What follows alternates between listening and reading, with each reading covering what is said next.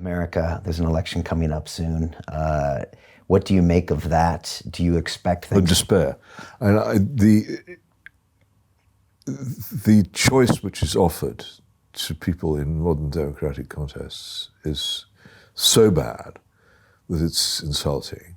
And the coming American presidential election doesn't seem to me to be any exception to that. I am myself in favour of it. I know nobody will pay any attention, but I am in favour of a purposeful, organised abstention.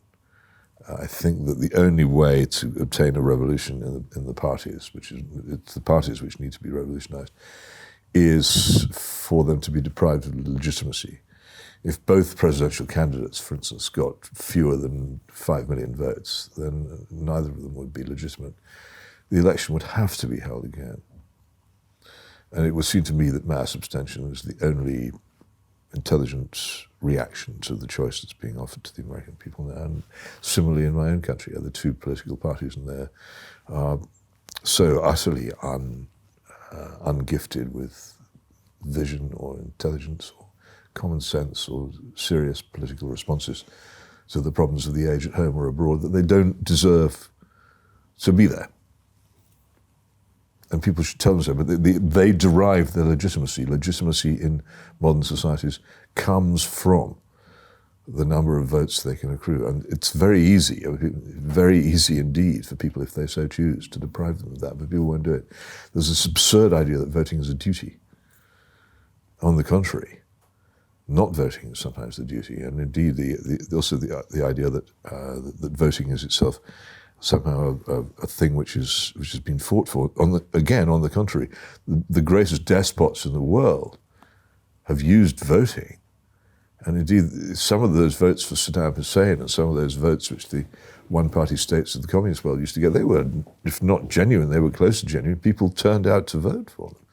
Indeed, if you failed to vote in Soviet elections, you got into trouble for the very good reason they wanted that legitimacy.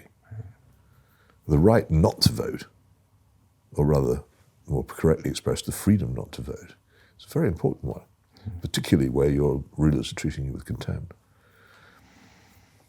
But that's not going to happen anytime soon. It should happen. Right. And I'm here to say that it should happen and urge people to consider it seriously, because I think sooner or later, the idea that every ballot paper should contain at the top a slot, none of the below.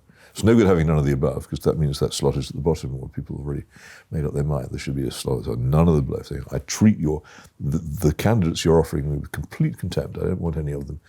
And if that happened, and if none of the below outvoted all the candidates, imagine the political revolution which would follow. So easy to do. Why don't we do it? Gosh, we'd have to stop clicking on their headlines and following them on social before we'd ever abstain. Well, there you are. I mean, there it is. I mean, if universal suffrage democracy is what we're stuck with, then that's the intelligent man's response to it.